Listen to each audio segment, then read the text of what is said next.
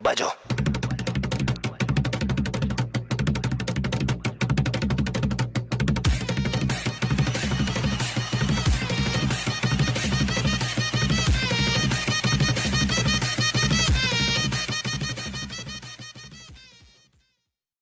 पिछले एपिसोड में आपने देखा कि किस तरह कुछ सालों पहले एवेंजर्स और लोकी के बीच की फाइट में न्यूयॉर्क का एक इलाका तबाह हो जाता है। उसे फिर से बनाने के लिए स्टार्क फाउंडेशन मेयर को डोनेशन देती है, पर वो मेयर उन पैसों का अपने इलेक्शन कैंपेन में यूज़ कर लेता है। इन सब में उन तबाह हुए घरों के एक परिवार की बेटी अब रिपोर्टर बन चुकी है, जिसका नाम निशा है। वो उस मेयर की लाइव टीवी पर पूरी इमेज बर्बाद कर देती है और कुछ ही दिनों बाद उसे यूएस प्रेसिडेंट इलेक्शन डिबेट में हाइड्रा एजेंट आ जाते हैं और उन्हें लोकी कोमा में डाल देता है। पर वो कुछ ऐसी बातें लाइव टीवी पर कह देता है कि अब पूरी दुनिया उसे प्रेसिडेंट कैंडिडेट की सीट के लिए रन करने को कहती है। अब कुछ वक्त बाद लोकी भी अपना मन बना लेता है।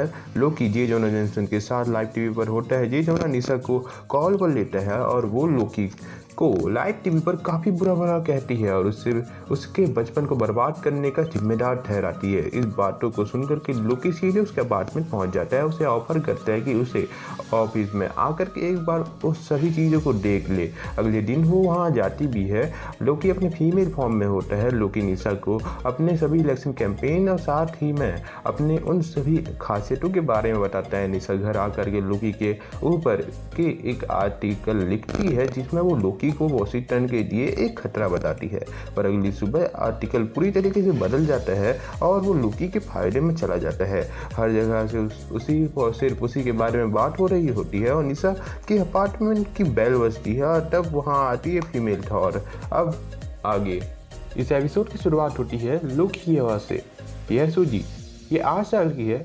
इसे बेसबॉल, कैरल लेनवर्स और इसकी फैमिली बहुत पसंद है और ये है ऑक्टेविया वॉन ब्रैडोस, लैटवेरियन टेररिस्ट ग्रुप का लीडर, जो सूजी को मरते हुए देखना बहुत पसंद करेगा।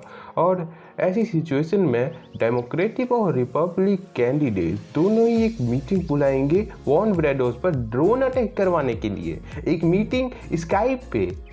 अगर ये दोनों ही कैंडिडेट इतने डरे हुए हैं कि वो टेररिस्ट के सामने खड़े तक नहीं रह सकते, तो एक दूसरी दुनियाओं से आने वाली खतरों का कैसे सामना करेंगे। पर्सनली कुछ खास पलों में ऐसा मुझे लगा कि मेरी मुलाकात हल्क से हुई और उसने मुझे कई बार बहुत ही बेदर्दी से मारा, पर कई बार आपको बस लड़ना होता है।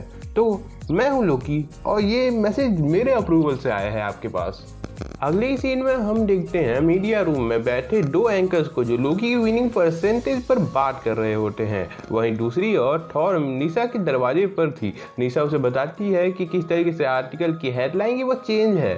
बाकी सब वैसा का वैसा ही है। थॉर भी बाकी सारे आर्टिकल को पढ़ती है। फिर निशा उसे कहती है कि ऐसा लगता है कि ये सिर्फ तुम्हारे साथ ही नहीं बल्कि थॉर वहाँ से जाते हुए निशा को वहाँ उसका डोर पे लगा हुआ वोट फॉर लोकी का साइन निकाल कर दे देती है और वहाँ से चली जाती है। वहीं निशा उसे क्लू की तरह मानती है और अगले ही सीन में हम देखते हैं लोकी एक रैली कर रहा होता है और वो उन सारे ऑडियंस को मीडिया के खिलाफ काफ़ी आसानी से भड़का देता है।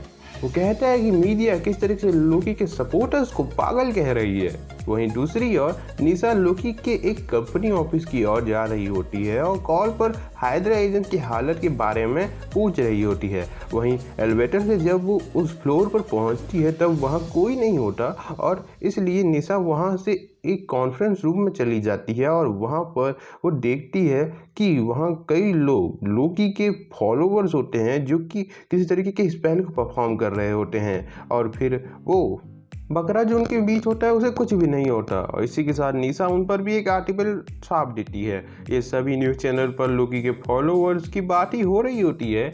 जनरल कॉनफ्रेड जो कि एक पॉलिटिकल स्ट्रेटेजिस्ट है जो इन सारी चीज़ों के बारे में कहता है कि वो प्रेसिडेंट सीट के कैंडिडेट के ऊपर कुछ भी नहीं कहना चाहता इस वक्त और कोई भी राय देना नहीं चाहता। मीडिया ने जो किया वो पूरी तरीके से गलत और उन्होंने किसी की प्राइवेसी को पूरी तरीके से बर्बाद कर दिया है। वहीं अगले सीन में निशा अपनी टीवी में देख रही होती है और वहाँ एंकर कह रहा होता है हमारे पास ऐसी न्यूज़ आ रही है कि लोकी अपना स्टेटमेंट देने वाला है उन सीक्रेट कल्ट को लेकर के। अब लोकी कहता है ladies and gentleman thank you for joining me. मुझे कुछ कहना है आपसे। जैसे कि आप सभी जानते हैं, कल डेली ब्यूगल की निशा कॉन्ट्रेरास ने मेरे कुछ वर्शिपर्स को, जो कि किसी तरीके के स्पेल्स को परफॉर्म कर रहे थे, उन्हें फ्रंट पेज पर छाप दिया, जिससे एक एक्साइटमेंट और कंफ्यूजन की लहर मीडिया में दौड़ पड़ी। और ये पॉलिटिकल मशीन्स को राहत कहाँ मिलने वाली थी जब तक वो मेरे सपोर्टर्स को क्रेजी और पैथेटिक ना कह दें। और अब जो मैं कहना चाहता हूँ, हाँ ऑफ कोर्स मेरे फॉलोअर्स हैं, वर्शिपर्स हैं, एक रिलीजन है। मुझे लगा तब मैंने क्लियर कर दिया, I am a bloody dam God. और मेरे पास कोई आइडिया नहीं, क्योंकि वो भी एक फैन है और न जाने क्यों उसने इलीगली मेरे ऑफिस फैसिलिटी में एंट्री करके उस फेल्ड स्पेल को देखा। और शायद वो इसीलिए काम नहीं किया होगा क्योंकि वहाँ पर उतने वर्शिपर्स नहीं थे कि वो मेरा अटेंशन खींच पाते। एक रिपोर्टर कहता है, तो आप मान रहे हैं कि तभी लोकी उसे रोकते हुए कहता है, लास्ट टाइम जब मैंने चेक किया था तो कॉन्स्टिट्यूशन में रिलीजन चुनने के पूरे राइट्स थे ना। तो मैं आपसे कहना चाहता हूँ, ज्वाइन करना चाहते हो तो ज्वाइन कर लो, क्योंकि आप उसके लिए फ्री हो, आपके पास राइट्स हैं उसके लिए। और ये सब कई लोग देख रहे होते हैं लाइव टीवी पर। और इसी के साथ निशा कहती है, ओ फक।